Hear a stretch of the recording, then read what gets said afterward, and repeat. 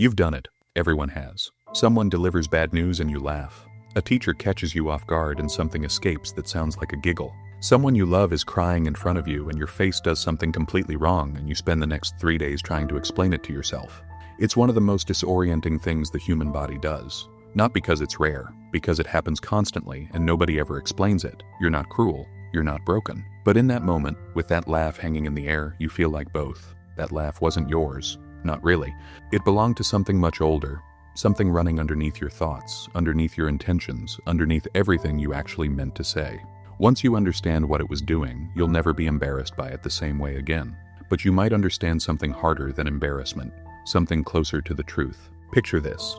You're sitting in a meeting and your manager is telling you something went wrong, something with your name on it.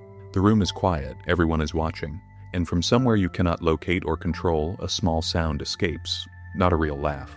Something between a breath and a smile. You feel your face doing it and you cannot stop it. That wasn't disrespect.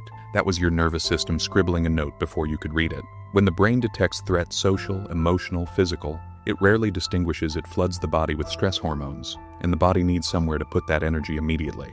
Laughter is a discharge valve. It releases tension in milliseconds, before your prefrontal cortex, the part of you that knows better, has even finished processing what's happening. You didn't laugh because you thought it was funny. You laughed because your body needed to exhale, and laughter was the fastest exit it had. The laugh escaped before you could stop it because it was never waiting for your permission. There's another layer almost nobody considers. Laughter is one of the oldest social signals humans carry. Before language, before words, before any of the sophisticated ways we now communicate, laughter served one specific function. I am not a threat. I am safe. Don't escalate this. When you laugh at the wrong moment, your body isn't being inappropriate. It's being diplomatic. It's sending a signal to every person in that room automatically, without consulting you, that says, I'm okay, we're okay, please don't come at me.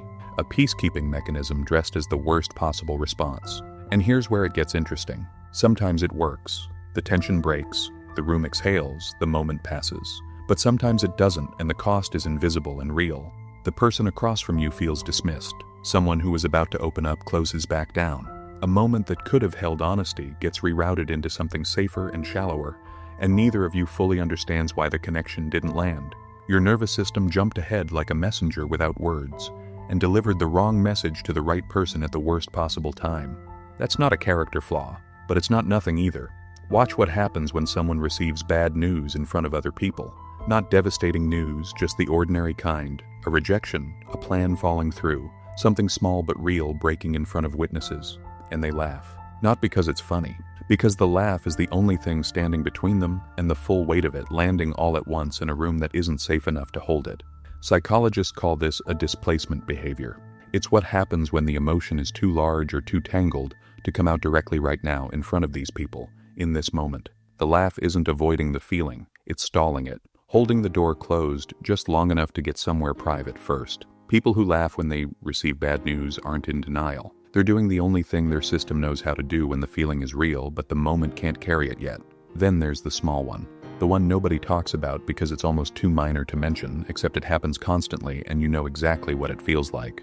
Someone asks you an unexpectedly personal question, and before you've decided how to answer, something escapes. Not a laugh exactly. A sound with a smile attached to it that buys you half a second. Or a quiet pause stretches one beat too long and feels like judgment, and your mouth does something to fill it before your brain has chosen words. Or you make an obvious mistake in front of someone you wanted to impress and the laugh arrives before the apology, dressed as lightness, covering for something that doesn't feel light at all.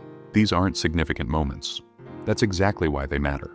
They're the nervous system running its oldest program on the smallest possible stakes. Proof that the reflex doesn't wait for things to be serious. It just waits for the moment to feel uncertain. Then there's the laugh that happens when someone is angry at you. Your partner is upset, your boss is frustrated, someone is telling you clearly that you got something wrong, and somewhere in your face, something softens into almost a smile, just enough. And the look they give you when it happens is one you've memorized because you've seen it before. That laugh is the nervous system running a program it learned early. In environments where someone else's anger felt genuinely dangerous, where conflict had real weight, laughter became a way to signal submission without words. It softens the air. It says, I'm not fighting back, please don't escalate. In a childhood where that mattered, it was intelligent. In an adult relationship where someone just needs to feel heard, it reads as dismissal. The behavior is the same one that once kept things safe. The situation changed. The nervous system didn't get the memo. And sometimes the laugh prevents the very honesty that would have fixed things. The person across from you needed the real you in that moment. What they got instead was a reflex. And they walked away not quite sure you were ever really there.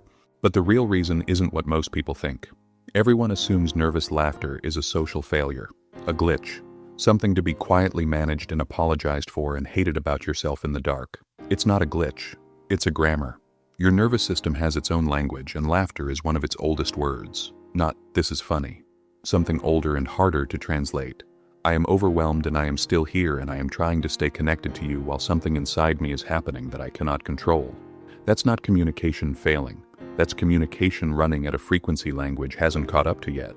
It helps and hurts in the same breath. That's not a design flaw. That's just what it means to be a system built for survival, trying to function in a world that needs something more than survival. Most people who laugh at the wrong times carry a private list of moments they're still ashamed of. The funeral, the argument, the time someone was crying and their face did the unthinkable. They've replayed those moments, apologized for them, built a quiet story from them that something in them is wired wrong, that they can't be trusted to show up correctly when it counts. That story is built on a false premise. The laugh was never a character flaw. It was a nervous system firing before thought, prioritizing survival, sending a signal that made complete sense in an older context and misfired in this one. And every moment of self-blame that followed the cringe, the replay, the explanation you've rehearsed but never fully believed, was aimed at something that was never yours to control.